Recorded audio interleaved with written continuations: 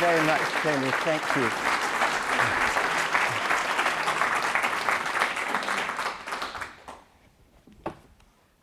Thank you, Tony, very much. And I'd like to begin, if I may, with some further words of thanks, because I am deeply grateful to Professor Cascardi and the Centre as a whole for this very great honour that they've done me in asking me to deliver this UNA's lecture.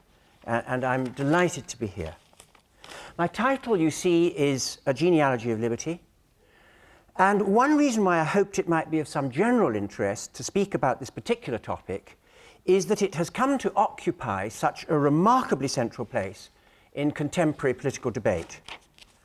I'm increasingly struck by how far politicians in this country, as well as in my own, seem to treat liberty as the key value that they have to claim to be upholding. Now, certainly liberty is one of our core political values.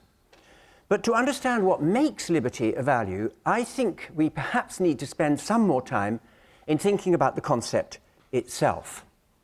And I say that because I sometimes wonder when some current politicians speak about liberty, if they really have a clear idea of what they're talking about. Consider, for example, the case of President Bush. Addressing a meeting of the National Endowment for Democracy early in his presidency, President Bush explained, I quote, that what liberty is the plan of heaven for humanity. Now, is it plausible that he knew what he meant? That sort of question that I've been putting to myself has led me to hope that it might be of some general interest if I try a very simple task this evening in essence, which is to ask what might it mean for us to speak about our liberty, especially the liberty we enjoy as citizens of states? Well, it looks as if that might be very simple because it would be nice if I could offer you a definition on which we might be able to agree. And it has to be added that this aspiration to provide purportedly neutral analyses of key moral and political principles is currently remarkably important in our philosophical tradition. I think that this is to some extent delusory, this aspiration. And certainly I'm strongly inclined to agree with Nietzsche when he says in the Genealogy of Morality that concepts with a history, and especially concepts that have been locked in ideological debate, necessarily escape definition. And liberty is unquestionably one such concept because its meaning and its application have been contested as a political matter throughout the history of the modern world. So we cannot hope to arrive at a definition on which we could agree. That seems to me a really serious delusion. So how then should we proceed? Well, I don't think this always, but I think that in this, as in many other instances, the most illuminating answer is the one that Nietzsche himself went on to propose, talking about genealogy. We should, I think, proceed genealogically. That's to say, trying to see how the concept has developed in our culture. But genealogy is always critique, of course. It is critique of conceptual analysis, because what genealogy shows us is how the contest over the use and the application of this term, and therefore its use in ideological debate, has itself been a matter of context, so that there's a continuing battle over the term. So it's that battle that I want to give us some view of, if I can. But now that seems a huge task, a ridiculously huge task, and it is, and I'm going to have to, in some completely arbitrary way, shorten my lines of communication. And the way I've decided to do that is by concentrating exclusively on the Anglophone case. Now, that is not necessarily because I think the Anglophone case is the most interesting one. What I want to do here is to avoid presupposing that if I were at the same time to talk about theorists who, as a matter of fact, were talking about liberté or libertà or Freiheit, that I would necessarily be discussing the same concept. I might be, but I want to be as sure as I can be that I'm not assuming what would have to be proved. And the easiest way out of that dilemma is to restrict myself to the English language case. Well, genealogies unlike traditional narratives, do not have any clear beginning any more than they obviously can be said to have any clear end. But although we have a problem always about beginnings in history, I think there is, as it were, a least arbitrary moment at which I could begin, and it happens to be with one of the major works of political philosophy in our language, Thomas Hobbes's Leviathan of 1651.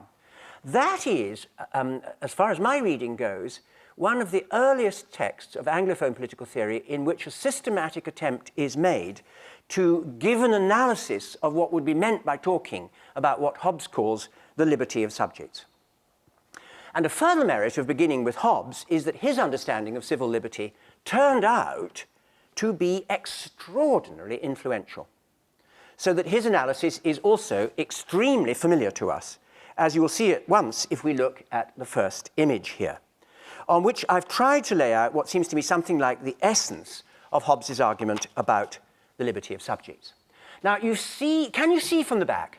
David, can you see? Yes? Good. I've tried to lay out here what I've called the liberal concept of individual freedom, and I ought to pose just one technological question to myself here, which is that all right suddenly to have said freedom? I've just been talking about liberty. Well, terminological disputes are never interesting. I don't think they're exact synonyms, but I don't think that anything of philosophical import hangs on the difference between the terms. So I shall speak indifferently in this talk about freedom and liberty. So, for individuals to enjoy freedom, and this is the liberal concept that as I've called it, we have a very simple idea in front of us, and it just has two components. There must be power on the part of the individual to act in pursuit of a given option, or at least alternative, and there must be no interference with the exercise of this power by any external agency. Now, let me take those two ideas in turn. Hobbes insists, and this is a very valuable insistence, I think, that it makes no sense to talk about freedom of action, except in relation to your having a particular power or ability to perform that action.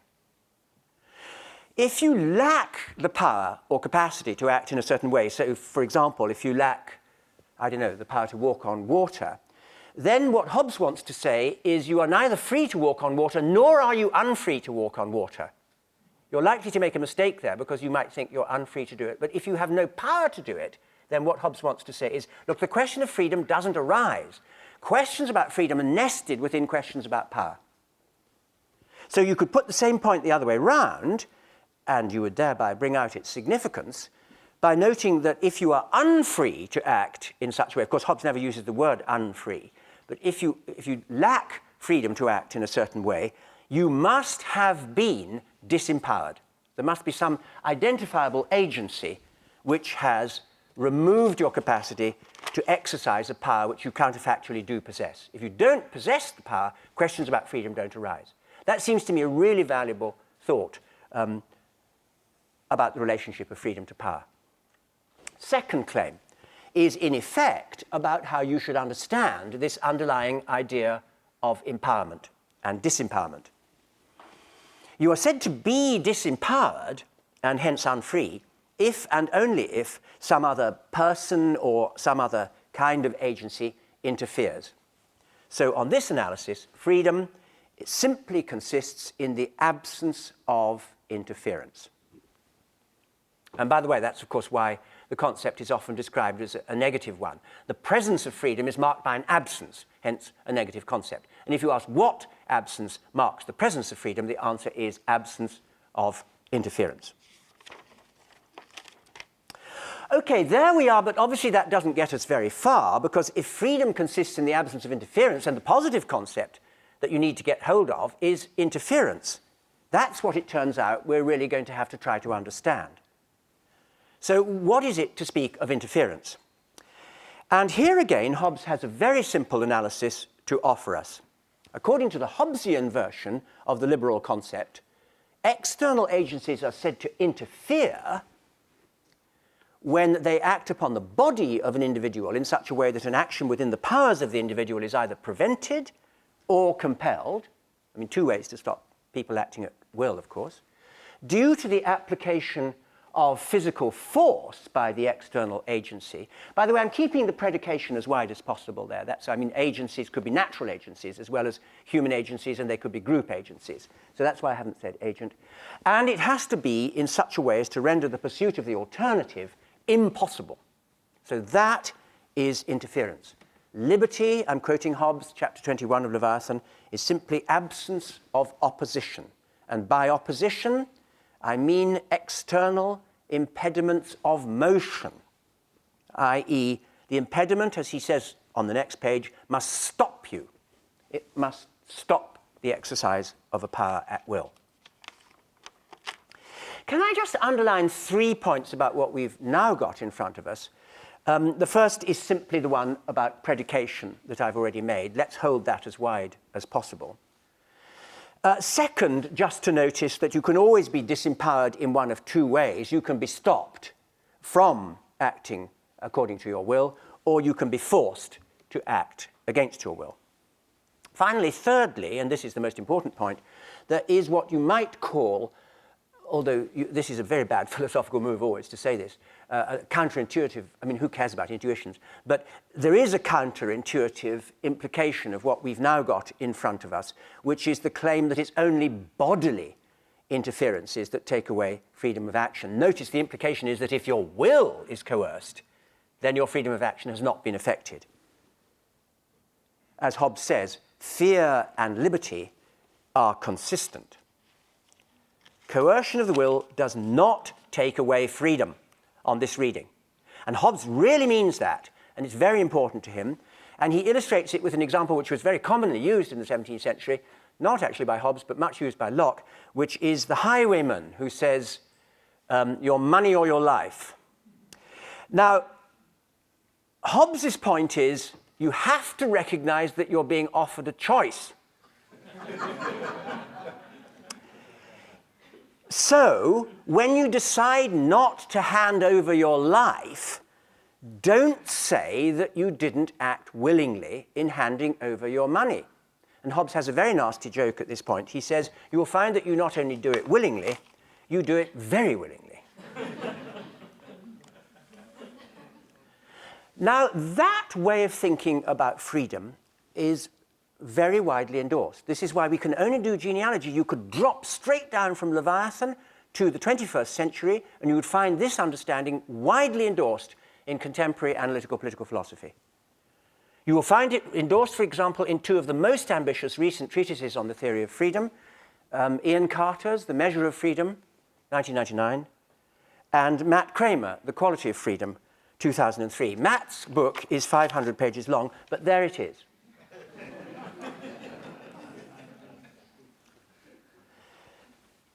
You might, however, think that there must be something amiss with this view about the compatibility of free action and coercion of the will. I mean, that might just strike you as a bridge too far. And the view that there is something clearly amiss with that exclusion greatly preoccupied the generation of political theorists who immediately followed Hobbes. And I want to turn to that next generation now. This genealogy will have to move rather quickly. And I want to stress, in turning to this next generation, something that I want to stress all the way through. I am discussing philosophical systems, but I'm at least as much interested in the fact that all these writers whom I shall talk about are in continuous dialogue and debate with each other. We are engaged in a kind of battle. They are taking up positions which are always with reference to other such positions.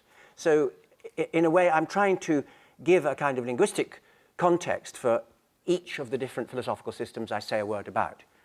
And I want now to say a word about the most prominent of the political theorists of the generation that immediately followed that of Thomas Hobbes, and that is the generation of John Locke, whose two treatises of government, published for the first time in 1690, are surely the most important Anglophone text of political theory of the immediately following generation.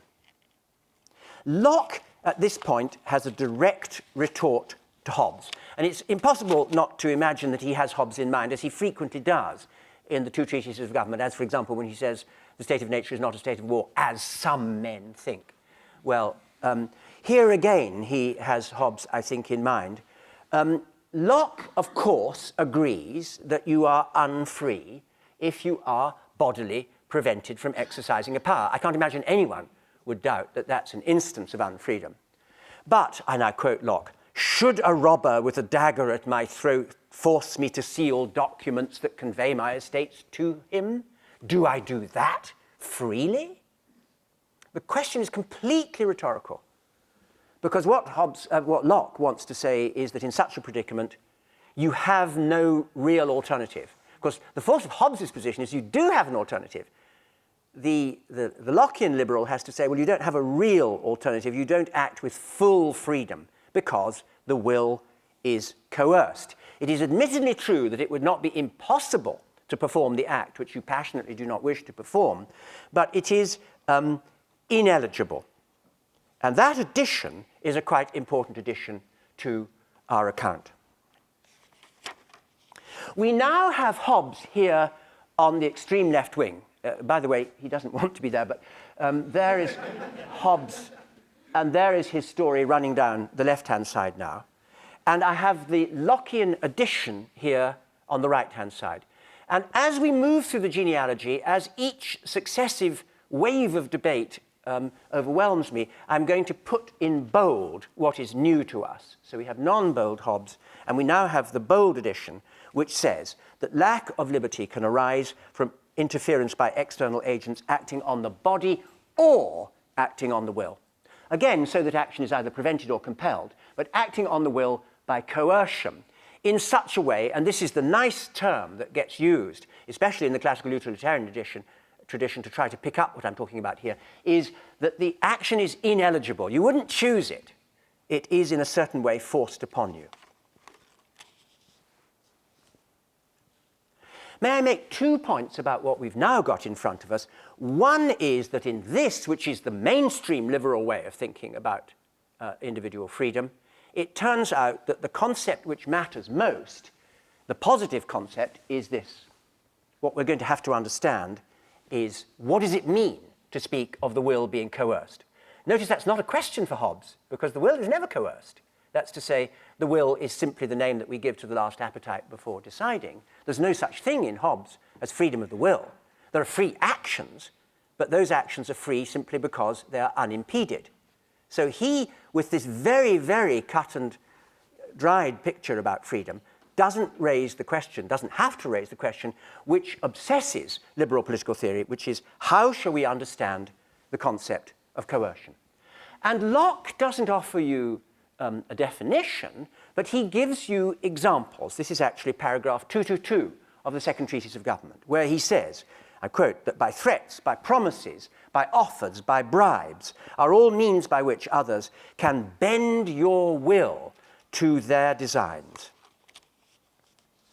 So there's Locke's account of ineligibility.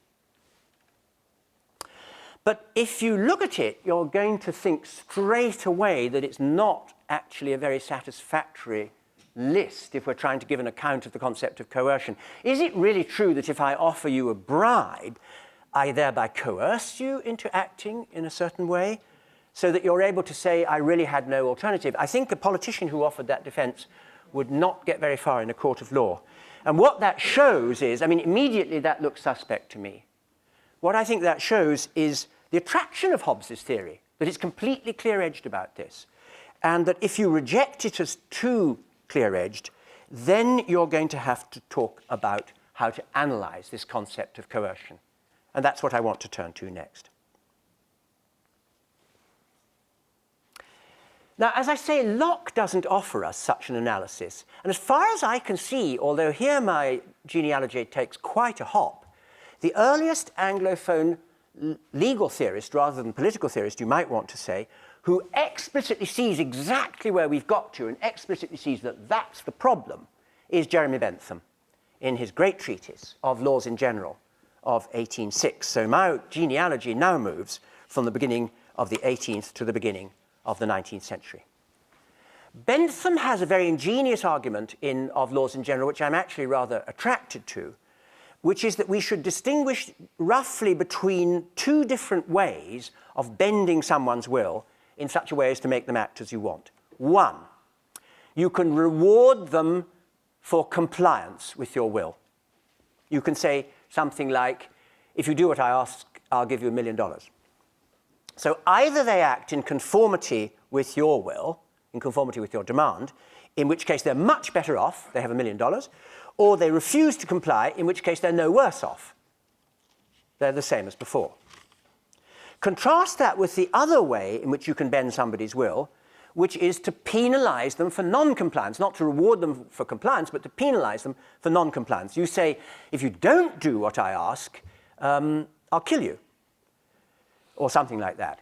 So here the other person either acts in conformity with your will, in which case they're no better off, they simply avoid death, or they refuse to comply, in which case they are much worse off. In fact, they're dead. Now, what Bentham wants you to understand is that coercion of the will is the second class of those two possibilities. That's how to think about coercion. And faced with such a threat, it does make sense to say that it's ineligible, you would never choose it. Provided, Bentham adds, and this is a very good addition, that there have to be certain features of the threat itself. The threat has to be serious, so a threat to your life would qualify, but it also has to be credible. I mean, you could imagine having that threat made to you, but you don't find it credible, so that will not actually bend the will. And it also has to be immediate. You might think, that is credible, but I'm going to get out of here. So it has to be immediate enough for that not to be a choice. So the threat must be serious, credible, and immediate. If that's the case, you have duress. There is coercion. But the other way of bending someone's will, Bentham says, actually picking up here, ironically enough, a terminology brought into the debate by Blackstone, that should be called allurement. You're not coerced, you're allured when you're rewarded. You can refuse, you're no worse off if you do refuse, so you have a genuine choice. Now, that seems to me a valuable suggestion, actually, and it certainly allows us to refine what Locke has got on the board. So let's see how that proposed refinement would work. That would disappear, wouldn't it? A bribe would not, on this analysis, count as coercive at all. An offer, that's a really interesting grey area, especially to anyone who's seen the movie The Godfather. But the offer that you cannot refuse is actually a threat. I mean, it has the form of an offer, that's just because these mafiosi are nice guys. But if you can't refuse it, if it's ineligible, then it has the form of an offer, but it is a threat. Promises, another grey area, but I would have thought that what we're left with is that that is definitely out. Those are grey areas of the kind that analytical philosophers can spend a lifetime on, and that is in. That is unquestionably a case of coercion. So let's incorporate Bentham's refinement. The claim is now that to say that your freedom has been coercively interfered with is at least to say that an alternative has been rendered ineligible due to a threat. So let's make the alteration that requires. There's the analysis of ineligibility. Now, is that what you've now got in front of you what you want? If so, this is a very short lecture. But it's true that within the Anglophone liberal tradition, it has been quite widely believed that what we now have in front of us is the sort of analysis that you want. That would be the preferred analysis, for example, of the most famous discussion within the last 50 or so years about the exact topic of my talk this evening, Isaiah Berlin's Two Concepts of Liberty. He speaks of two concepts, but his preferred concept analyzes out as exactly what you have in front of you. So, we need to pause with a certain respect at this point. Well, not really, because in fact, this needs much more complicating. And one complication was put forward, a very, very important one, in the generation immediately succeeding Jeremy Bentham, with the publication in 1859 of John Stuart Mill's classic essay on liberty. One of the moves that Mill makes, I would say, is to point out that this whole tradition that we have so far endorses one principle which he finds questionable. And you see it at the very top. For individuals to enjoy freedom of citizens of states, there must be power and no interference by external agencies. Nobody has questioned that so far. That's to say, another person, another group, a natural force. But in chapter 3 of the Essay on Liberty, that wonderful chapter, Mill asks, but is it true that freedom is necessarily an interpersonal concept, which is what this assumes? Or could we make sense of the claim that the agent who undermines your own freedom could somehow be you yourself, so that it's not an external agency, it's your own agency that undermines your own freedom? Now, as soon as you entertain that thought, the chart of the liberal tradition becomes more complicated. And this is what happens in later 19th century social theory, as successive attempts were made to make sense of this radical extension of the notion of interference. So here is our chart with these additions included, and they're in bold. And the whole classical tradition that I've talked about, classical liberal tradition, has now added to it the thought that the external agency might be one of a species of which another might be the self. And now we have preventing or compelling, as we have all the way through again. And here are some possibilities. This is very deep philosophical water that we've got into here. But within the tradition that I'm talking about, let us see if we could try to say something about each of these. The first is the thought that the self might interfere with the freedom of the self due to passions of the soul. That thought is present in Mill, but that is in fact an ancient thought. It's a Platonist thought, and it's one that entered Anglophone discourse as early as Erasmus's English paraphrase of Plato's Timaeus, which was published as early as the 1530s. Here, the key suggestion is that the will can ally itself either with the passions of the soul, in which case the resulting actions will not be free actions because they will be a manifestation not of liberty but of license. The introduction of that very cardinal distinction into our discourse about freedom. The distinction between liberty and license is that licentious acts are the acts that arise from passion as opposed to reason, whereas by contrast, the will, this is the geography of the soul, the sort of Platonist geography of the soul, the will can ally itself, not with passion, but with reason, in which case the actions that flow will be genuinely free. So there's the connection of freedom with reason, and perhaps the connection of freedom with virtue that you see so powerfully in the humanist tradition.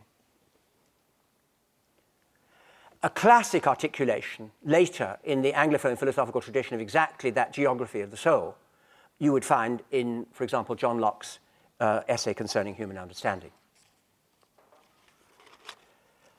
But in fact, this view, A, surely remains with us in various idioms in which we still talk about the passions of the soul. We say things like, I'm beside myself with rage.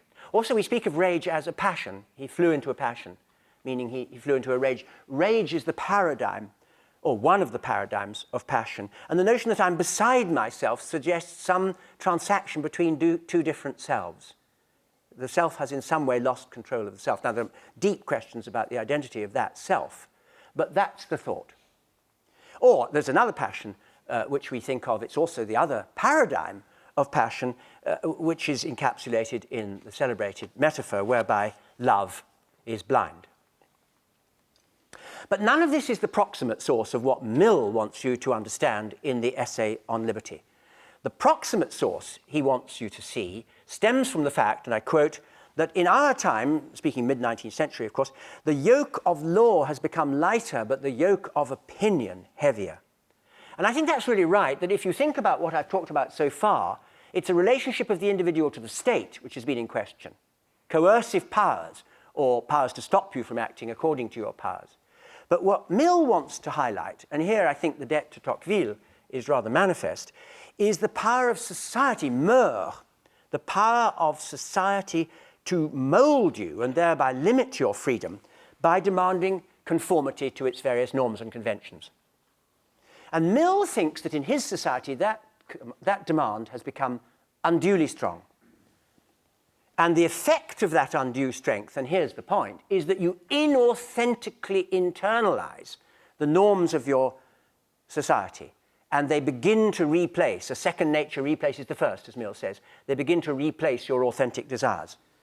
And there is possibility B on our chart. To quote Mills on liberty, the people of England think themselves free, but they choose what is customary in preference to their inclination until it does not occur to them to have any inclination except for that which is customary. And then the mind itself is bound to the yoke. So I think we can make sense of B. Let me just say a word about C and D, although that will for a moment cause me to skid off my Anglophone track. But C is very close to something that Mill talks about in the Essay on Liberty when he talks about the permanent interests of man as a progressive being. But this notion that you might have items in your consciousness which are false to your consciousness, we most of all associate with social philosophy of Marx. Marx wanting to say that if your consciousness is determined by social being, and if that means that in our society your consciousness is determined by a bourgeois and hence consumerist understanding of your freedom, then you will be liable to become the agent of your own servitude by endorsing a kind of consumerist, and hence Marx wants to say a false account of what is in your own real interests. So there would be the claim, notoriously difficult to make sense of the idea that consciousness might be false, but of there being items within your consciousness which are in some way false to your interests. So that will be the agency of undermining of your freedom. D, of course, carries us just one generation further to the moment when Freud's theory of the unconscious extends even more our sense of how we ourselves might be the agents of our own unfreedom. And that is, of course, because the unconscious contains motives that can lead you to act in neurotic and compulsive ways, but that if you are made aware of the causes of those neurotic forms of motivation and behavior, you can hope to liberate yourself. Freud liked to talk of his theory, did he not, as a theory of liberation, and in his own, to us, very unfortunate phraseology, the aspiration, as he puts it, is, in the English translation, to make the ego master in its own house. Possibility E is there just to remind you in Foucauldian vein that the notion of an exhaustive classification is incoherent. Well, we now have a fairly complex array of different theories of freedom, and notice definitely a genealogy. You can't get a narrative out of this. You certainly can't get a conceptual analysis out of this. We are committed to genealogy, hence these arrows, which will multiply. I want now to notice, though, that although it may seem adequately complex, there is one basic element that all these theories have in common. They all continue to explicate freedom as absence of interference. You can go right back to the top of the genealogy, to the patriarchal age, and we've still got that element in common. Freedom is being seen in all these versions of the story as fending off intruders of various kinds. The intruder might be internal to you, but it's still an intruder. Now, towards the end of the 19th century, which is where the genealogy has now reached, as you see, a number of Anglophone political philosophers began to argue that this vision is radically incomplete. Drawing especially on the philosophy of Hegel, they begin to argue that the idea of liberty as nothing more than absence of interference merely gives you the negative moment in the dialectic of freedom. Or as Hegel says in a much ruder passage in The Philosophy of Right, talking about Mill, only an Englishman could think that that's the end of the story. Freedom, of course, a Hegelian will want to say, requires absence of impediment, of course. But the question is, and this is the important question, what are you unimpeded from doing, and above all, from being and becoming? Well, there's an obvious retort to that out of liberalism. It says, well, what we are unimpeded from doing is whatever we want to do, and that is freedom. So don't give us all that metaphysics of real interests. We know perfectly well what it is that freedom is. It's a triadic relationship. It's an absence of constraint upon an agent from being able to exercise a power. So very, very powerful answer that liberalism has to the Hegelian story. But I want next to focus on that Hegelian story. That's to say, the different answer that rose to great prominence in Anglophone political theory as a critique of this kind of liberalism at the end of the 19th century. And according to this view of things, we want to be free not merely to be able to act at will, to exercise our phenomenal desires, but rather that we want to be without interference in order to act in such a way that we realize the essence of our natures. T.H. Green, a great exponent of this view, in his essay, which he called On the Two Different Meanings of the Word Liberty, one the Kantian Hegelian one and one this one, says that, I quote, "To be truly and fully free, you must," and the phraseology is very interesting, I think, "it must be the case that you shall have acted in such a way as to realize your nature." You shall have acted. That's what freedom is. The having acted in such a way as to realize the essence of your nature. So now we're staring into a rather large conceptual gulf that separates this view of freedom from all this array that I've so far spoken of. Because this is not to think about freedom as a negative concept. Rather, it's being given a positive content. We've entered the realm of what Isaiah Berlin famously called positive liberty. As Charles Taylor, Canadian philosopher Charles Taylor, has recently expressed and defended this idea in his treatise Sources of the Self, and I quote, "Freedom is not merely an opportunity concept," let's say opportunity to do what you want, what we've got on the board. Freedom is an exercise concept. It consists in the use of opportunities in a certain way. It consists in exercising your powers in a certain way. Well, in what way? Well, in such a way as most fully realizes the potentiality of your nature. So this is even deeper philosophical water, because notice that the underlying assumption here is that human nature is itself normative. And a question you have to ask yourself about the theory of freedom is, do you believe that human nature is itself normative? That's to say that it makes sense to talk about something being inhuman or something being contrary to the idea of a human interest. Can you make sense of that claim? If you think you can, then you're a candidate for belief in liberty in this positive way. But if you think you can, you're going to have to spell out what this positive notion of human nature is. What constitutes your essence? Well, boldly, as of course you know, within the broad intellectual framework that I'm talking about this evening, we have inherited, I think we might say, two main ways for trying to fill out this idea that liberty might be seen positively. One stems from classical philosophy, and the other stemmed from the subversion of classical philosophy by Christianity. And I've laid them out here in a further addition to our genealogy. So here is the notion that what freedom consists in is not on any interpretation of no interference, that notion, but self-realization, realization of the essence of your nature. Now, under possibility A, you have the ancient view that, as Aristotle phrases it, man is the political animal. I'm sure that's how you should lay the stress, the zoon politikon. So that you realize the essence of your nature most fully, and hence count as most fully a free person when you exercise your talents in the public sphere. But according to the Christian view that historically challenged that picture of human nature, we realize the essence of our nature not in the service of our community, although service is perfect freedom, as the English prayer book still says, but it is, of course, service to God, not service to your community. So there is B on your chart. There is a human essence, but it's a spiritual essence. Now, B, of course, is not a political theory at all. On the contrary, it's exactly the repudiation of politics that horrified the Renaissance Republicans. As Machiavelli says, due to this view, the world has been turned over to wicked men.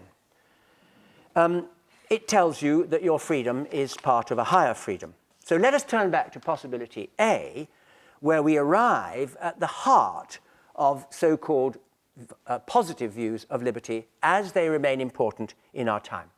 The philosopher, I would say, who has most famously taken exactly this view in our time has been Hannah Arendt, especially in her wonderful essay called What is Freedom?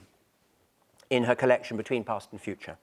Freedom, I'm quoting Arendt, consists in politics. Notice that. That's a very, very strong claim. It's not that it's a condition of politics or it is a particular kind of politics. Freedom consists in politics, since the activity of self-government and the social virtues this requires is the activity in which we most fully realize our natures. And of course, freedom consists in that self-realization. And more recently, Charles Taylor, whom I've already mentioned in his mighty treatise, Sources of the Self, occupies very similar terrain. I quote Taylor, "Freedom resides, at least in part, in collective control of our common life, for the exercise of that control is the form of activity in which the essence of our humanity is most fully realized."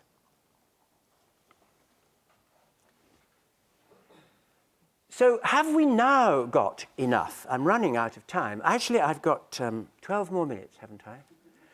I'll make it, I promise you, but there is something more to say. I think it would be quite widely held that we now have in front of us as much as we could hope for in different coherent ways of thinking about the concept of civil liberty. But I think that this is to miss something absolutely vital from the genealogy, and really, I stand before you this evening in order to make this point. Something is missing. In fact, something extraordinarily important is missing. It's missing from Hegelianism, it's missing from liberalism. And I want to add it on. Now, I can best introduce this final topic by going back to Thomas Hobbes, where we began, and by trying to make a point about Hobbes' philosophy, which his interpreters too rarely make, I think, which is that when Hobbes laid out this account that we have running down the left here of how to understand the concept of the freedom of a subject, civil liberty, that was unbearably polemical. That is an extremely potent political move which is being made in retort against a picture of how to think about civil freedom which Hobbes absolutely wishes to obliterate. Now notice his success, the incredible influence of the pictures that we have in front of us here. Something has been obliterated. And I want to end by trying to resurrect it.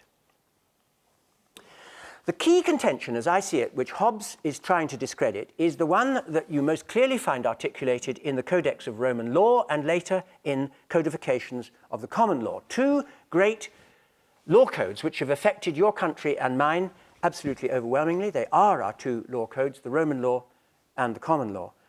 And both these codes mark a basic distinction, which in Roman law is the distinction between the liber homo, that's to say the free man or woman, homo meaning man or woman, and the figure of the slave, or in the slightly more complex common law usage, which developed, of course, in the medieval rather than in the ancient period, the distinction between, on the one hand, this figure called the freeman, that's one word, and that's how you should pronounce it, the freeman, and the vassal, the villein, the slave, the indentured servant, various other classifications of the common law, which indicate persons who are either not free at all, the slave, or are not fully free, the villein, the vassal.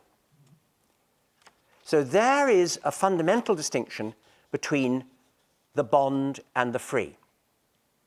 At the two extremes, which the Roman law thinks is all you need, you are either a free person or you are a slave. Now, according to this view, anyone living in servitude is ex hypothesi unfree, of course. But the question is, what makes a slave unfree? And it's crucial to see that the answer is not that those who live in servitude are necessarily interfered with in the pursuit of their goals. A slave who only ever does his master or ruler's bidding and happens not to mind that, the bidding is the same as that person's will, then that slave is never coerced. So on this analysis, you get a famous paradox in the liberal theory of freedom, which has been much written about, the free slave.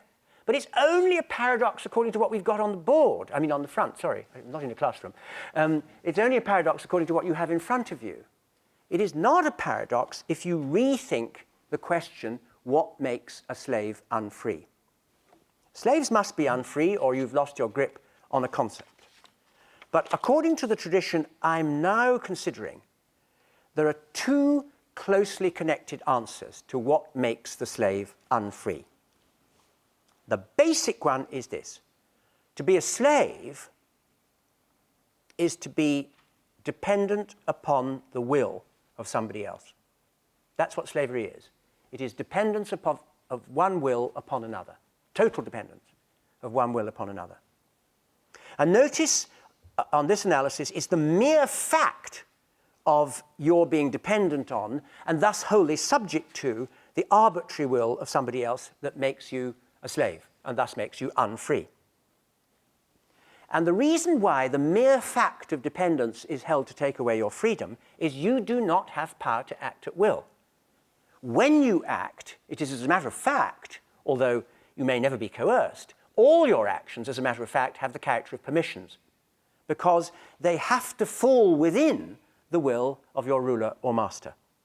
So, as a matter of fact, your entire behavior is controlled by somebody else, and you live wholly at their mercy. And that is slavery. But, I said there are two very closely connected points that this tradition wants to make about the figure of the slave. And the second is that dependence is a fact. If you're dependent, then you're a slave. But it would be hard to be a slave without knowing it, although it's possible. I mean, if you're born into slavery, there must be a period when you're a slave without knowing it. But you couldn't be a slave for long without knowing it. And as soon as you begin to reflect on your existential condition as one of slavery, i.e. your will is wholly dependent upon the will of somebody else, then that is going to have a further effect in curtailing the range of actions which you're going to perform, because your awareness of living at the mercy of somebody else will be bound to cause you to self-censor. You're now going to shape your behavior, you're going to adapt it in such a way as to minimize the risk of some untoward intervention in your life. So hence the intense preoccupation in early modern political theory, which seems mysterious to us, with the figure of the flatterer. The figure of the flatterer is there because a common objection to all forms of monarchical power in early modern political theory, of which the earliest and in some ways the most compelling example is More's Utopia, is under monarchy you can only be a flatterer because you're at this person's mercy. You're not going to say what you think. Not because you know what's going to happen, but because you don't know what's going to happen. And that's what causes self-censorship. So as Moore beautifully puts it in the Utopia, there is only a syllable of difference between service and servitude. Now notice that this view of freedom closely connects it with equality, which is why, of course, Moore demands complete equality, since it claims that the mere fact of living in this state of inequality, where that is a state of dependence upon the will of another, itself takes away freedom. That's the difficult point one's got to get. That's what takes away freedom, the mere fact of these relationships of domination and dependence. But if that's so, then of course defenders of absolute power in the early modern period, and Thomas Hobbes is the greatest of these, are going to do everything they can to discredit this rival, this classical understanding of freedom. And you can see the profound ideological forces at work here in Hobbes's confrontation with this classical understanding of freedom and slavery. If you now go on to ask, well, who, according to the classical theory, who is a slave? Who lives as a slave? There's the question. And amongst those who have tried to keep alive this classical way of thinking about freedom in the modern world, I think we can distinguish four main answers, and they're rather startling answers, which I want to look at as a final addition to my chart. So here is the thought that freedom is a matter not of not being interfered with, but by not being in a condition of dependence, because you will not be a free man or woman. You will be a slave if there could be interference, contrary to your interests, due to your dependence upon the arbitrary will and power of others. And as I said, the fact of dependence is what leaves you unfree, and then awareness is a further constraint. So who then live as slaves? I have A to E as possibilities, and the first we've already trenched upon, which is all subjects of monarchs live as slaves. That is the main answer given to Hobbes immediately by James Harrington, the greatest of the English Republican writers, writing in the Oceana of 1656. All monarchs, Harrington points out, have prerogative powers, but prerogative powers are discretionary. But to the extent that they're discretionary, you depend upon somebody's will as opposed to depending upon the law. But dependence on someone's mere will is slavery. And the crucial implication, which John Milton, other great Republican of the English Revolution, was likewise to draw soon afterwards in his Ready and Easy Way to Establish a Free State, 1660, is that if you want to live in a free state, if you want to live freely, then you will have to live, this is the deep pun of republicanism, you will have to live in a free state, i.e. a republic. Monarchs enslave their own peoples. That thought, articulated by Harrington and Milton, is of very great importance to the Founding Fathers, and particularly Jefferson. What about B? Here is a development of the early 18th century. That's to say, the development of radical Whiggery confronting the Whig oligarchy in England, which had an unchecked executive operating with the Septennial Act. This is the claim that animates the attack, Trenchard and Gordon in the 20s, Bolingbroke in the 30s, again incredibly influential upon the patriot opposition in this country to the British Crown later in the 18th century, especially a figure like James Burgh. What these writers want to point out, Trenchard, Gordon, Burgh, is that executive power without the control of a legislative is inherently discretionary. But we've said discretionary power is arbitrary. But we've said arbitrary power is slavery. So in the face of unchecked executives, you live as slaves. C, we come to, is a later 18th century claim that becomes crucial with the rise of the European empires in the same period. If you live as a colonist of an imperial power, you live as a slave. Now that is the argument used against the British by the 13 colonies in this country, and of course by such supporters of the colonists as Joseph Priestley, Thomas Paine, and perhaps most important, Richard Price. The common core of those arguments and of the patriot opposition in this country is that if you are governed by a colonial power, and in particular if you are taxed by a colonial power, but if there is no representation for your interests, then your interests are dependent upon the goodwill of that power. But to depend upon the goodwill of another is what it means to be a slave. So the huge irony, which has not been sufficiently picked up in the literature, I feel, about the American Revolution is that slave owners were protesting about their own slavery. They understood slavery very well, and they took themselves to be in a state of servitude with respect to the British Crown. But of course, servitude is contrary to the law of nature, so that legitimizes revolution, and there you have the Declaration. But what was it a declaration of? Again, we don't pause often enough on that. It's a declaration of independence. Independence from what? Well, dependence, of course, because dependence takes away freedom. D comes powerfully to the fore in the late 18th century, but also in the course of the 19th century. It becomes a mighty cause, does it not? I suppose a crucial text here, though, would be the Wollstonecraft Vindication of the Rights of Women of 1792, insistent very much on this point about self-censorship. Very powerfully seen that women, being dependent economically on men, have to commend themselves to men. They have to become certain sorts of people.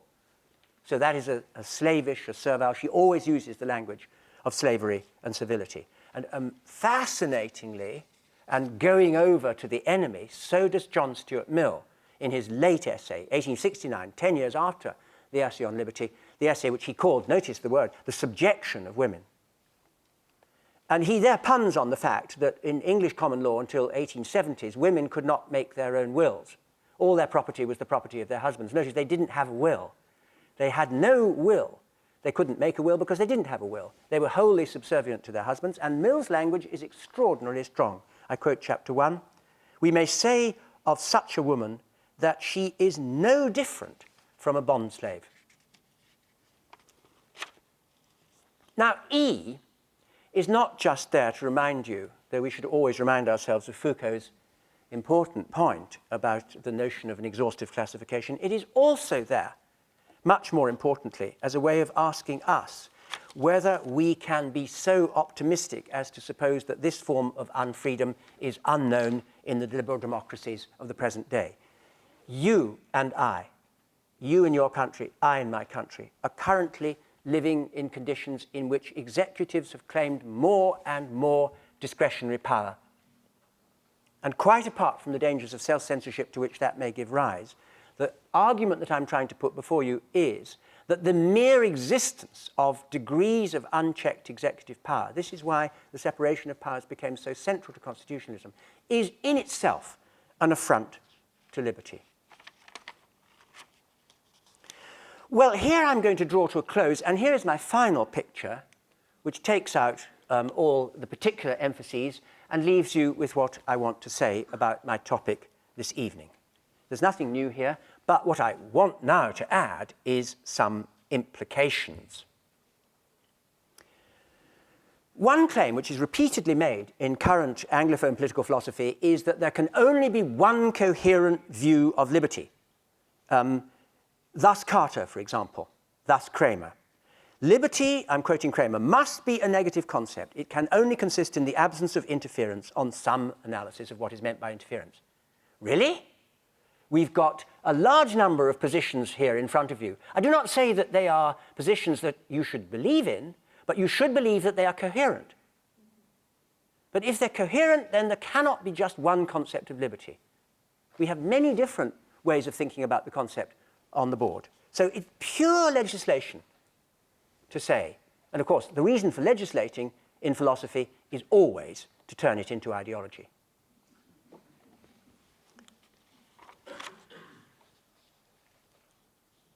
Now, the second implication I want to bring out is that although we have an array of different ways of thinking about freedom here, it's very hard to combine them. And indeed, if you take the Hobbesian view, as, for example, Kramer does, then you can't combine them with any of the rest, which is why, of course, he wishes to abolish them all. It is incombinable with the rest of what we have on the board. So we have rival views. They're not simply different views, and what we have at the bottom shows you their rivalry. Here we have, there can be lack of freedom in the absence of coercive interference. That's absolutely critical to what you might call the Republican view. But here you have the view that freedom of action and coercion, we've lost the line, are compatible. Here we have the view that coercion limits freedom, which is completely incompatible with that. Here we have the view that there could be an independent and unimpeded action, which is nevertheless unfree. It's very hard to combine any of those four propositions together. So in thinking about what it means to be civilly free, and here I really do draw to a close, you cannot avoid making some choice amongst the array of theories that I've laid out. And so the final question is, what should we choose? Well, that question brings me to much the most important point I want to make in this talk. If you are lecturing in a very great university, such as this one, I myself feel that the role of the teacher should never be to tell people what to think. They're probably cleverer than you are, so it's quite unwise anyway. But what it should be, this teaching in great universities, I think, although I risk self-righteousness here, but I think it should be an attempt to open up to people Wittgenstein's thought that philosophy is reminding you of things that you know in order to promote your own reflection. And in a modest way, I've been trying to do that in this lecture. I've tried to present you with information relevant to answering the question, how should we think about the idea of civil liberty? But as to what you should think, that is for you. Thank you very much. Thank you very much. Thank you. Thanks very much. Thank you. Thank you. Thank you very much. I knew this would be a marvelous lecture. You knew this would be a marvelous lecture. But I want to share with you that before coming over here, earlier this evening at the Townsend Center, we ran through some of the technology, and as a test, we put up a slide. it was in fact this slide. And Quentin Skinner said to me, "That's my entire lecture." And at that point, I didn't really know what form of marvelous lecture this would be. But I think indeed it has been one of those lectures in which we have been reminded of things we already knew, but I would add, which we didn't know we knew. So thank you very much. Thank you. We have about 20 minutes for questions. Before proceeding to a reception about which I misspoke. It's not, in fact, down in the lobby. It's down the hall in the lounge. But first, we do have 20 minutes or so for questions, and I think I'll let Professor Skinner field them. Would you mind if yeah. you did? Happy to then. Yeah. Thank you. In the back? Yes. Please stand up and speak as loudly as you can. So. Hello, Megan.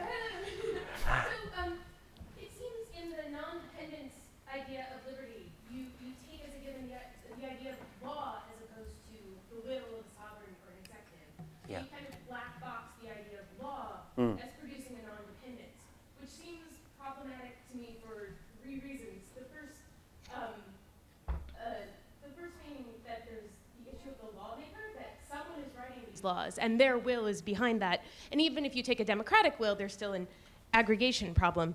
The second being, as revealed in the US Supreme Court, a lot of times the will of the people, of the lawmaker, is opposed to freedom, and that has to be negotiated between the rights of the people and that. And the third is having to do with Schmitt's decisionism and the idea that law does not exist as a sort of standard without some form of application, which needs to be done via an individual actually making a choice. And their will then comes into play in applying it. So I wonder if you could speak to any ways around those problems with what I see as those problems with a conception of law is. Well, that's wonderful.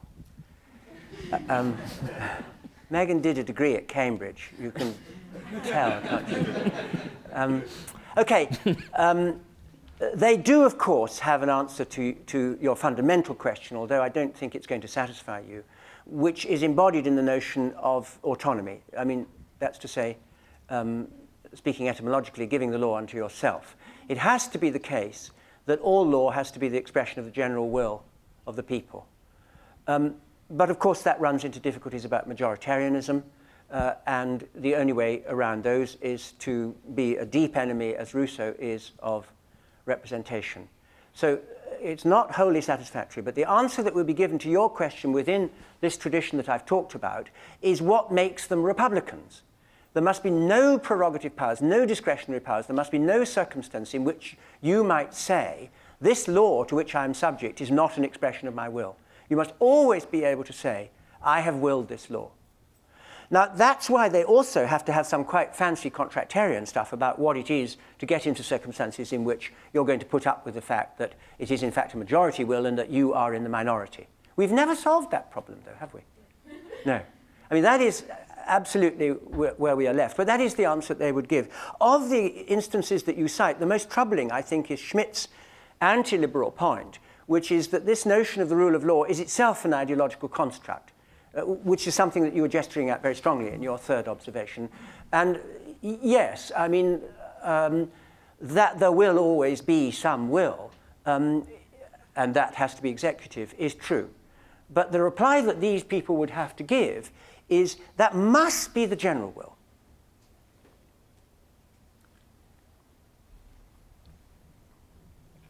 Yes, Kinch. I just want to ask about the first premise, which you seem to suggest that everybody shares. Yes. And I wonder whether your Republicans, for example, share it. So the power to act in pursuit of a given option, suppose a liber homo falls down a well. Right? Now, he has almost no power to act in pursuit of any given options. But wouldn't your Neo-Romans say that he's still a liber homo? Yes. They would have to. I think, because the category that they have available to them is only the slave. And, of course, that's a legal category. It doesn't deal with the crude bodily case. How damaging is that? I can't see. How damaging do you take that to be, Kinch? Well, I hadn't thought that far. I think that what it suggests is that number one isn't really terribly important. Yes, I'm wondering about that. Yes, yes. I'm not even sure that the Hobbesian, say, cares much about it. Yes, yeah.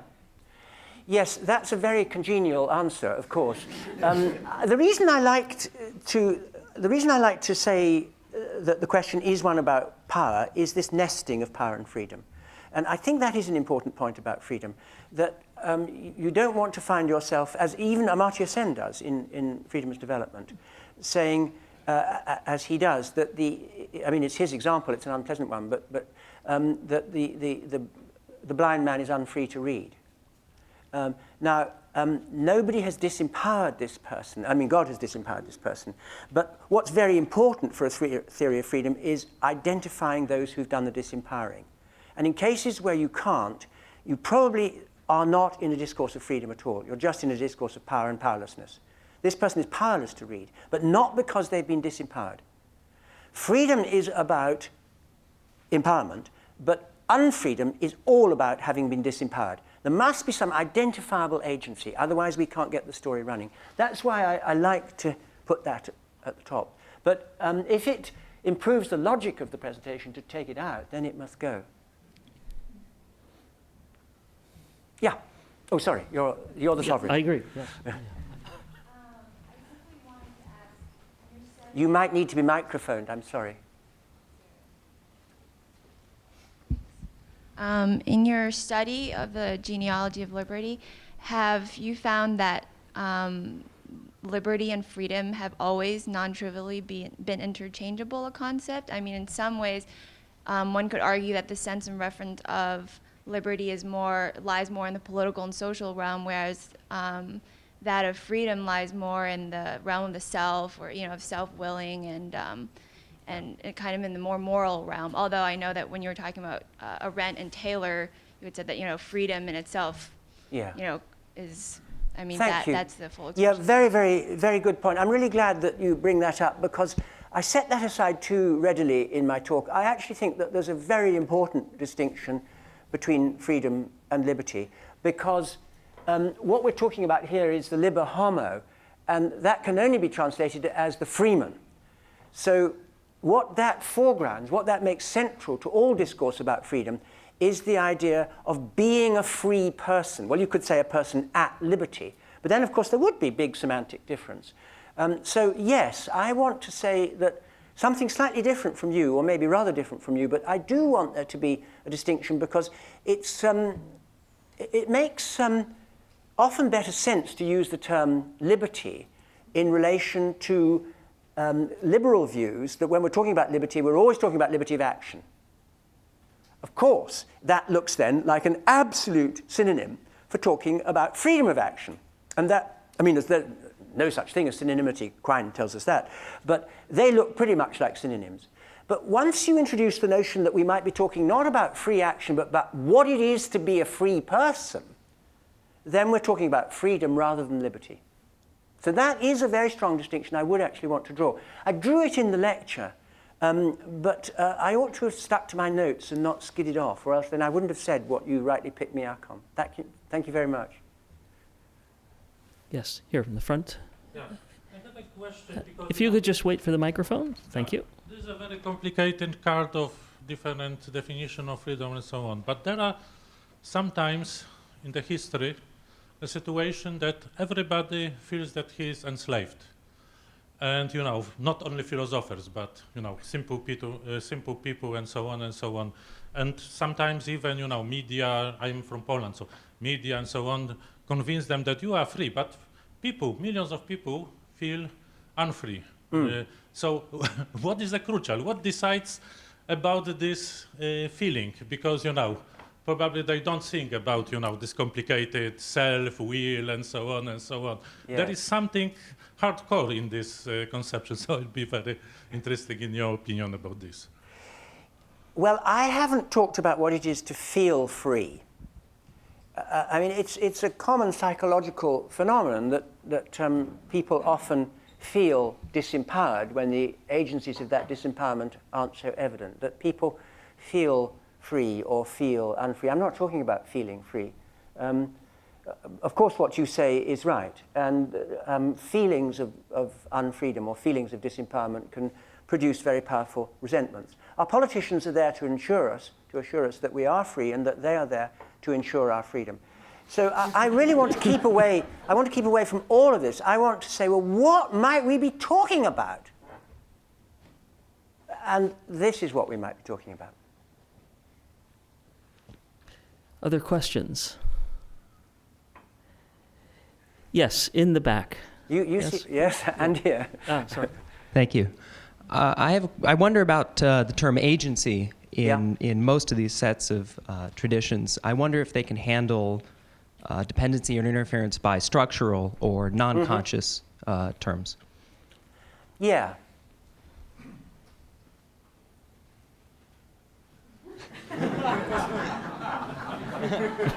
Yeah.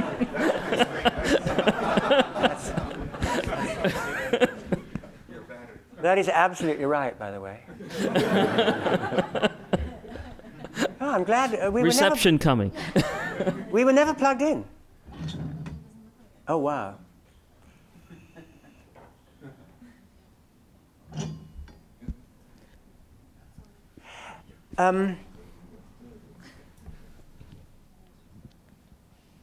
Yeah, that doesn't worry me. I mean, should it? I've talked about agency. Sorry, I've missed who is the questioner. I've talked about agency as a simplificatory device, but that you could be constrained by certain structures I allowed for in my brief mention of Marxist theory. Yeah, this could all be written as an account of how there could be constraints by structures, but the constraints by structures are structures which embody agency. I mean, they must be doing something to you. I think that the only sense in which the mere existence of a structure might be held to take away freedom is the one that I talked about at some length at the end. There, I absolutely agree with you. That the structure of a relationship of domination and dependence itself takes away freedom. So that's a pure structural account. In the rest, structure and agency will, as they do in social theory, they'll flow together, won't they? Do you want to say more about that, though? It's a very interesting point. I think we'll take perhaps one more question. Yes, Tony. I think you have to take this gentleman who's... and Tony as well. Yes. All right, then two. Go ahead. As long as it's madly epigrammatic. Oh, I see. I thought it was going to be you. Yeah, I thought it was too. So. Yeah, he's got... I'll just be very short. I just want to know how much you want to put pressure on this concept of the state, which is clearly very important for your genealogy, but I'm wondering whether it makes sense in the 21st century to really orient this question of liberty merely around the problem of civil liberty and the state, given that the state doesn't seem to be the privileged locus of politics, let's say, in a global century. Yeah. Well, I just have to say that I think the state is still... I mean, you've said something very fashionable in international relations theory, but it's junk. The state remains the absolutely overwhelming hegemon. Try being an illegal immigrant and think that states don't matter anymore. If this is still about the theory of the state, then that's fine. But this is also a theory that would operate if there were an international state, if there were a world state. We would still be talking about relations of domination and dependence. We would still be talking about interference. But I do reject the premise of your question, because I really think that this move in international relations theory to say the state is all over is absolutely extraordinary. I mean, of course it's not over. Who else taxes you? Who else has standing armies? I mean, it's not as if the European Union has...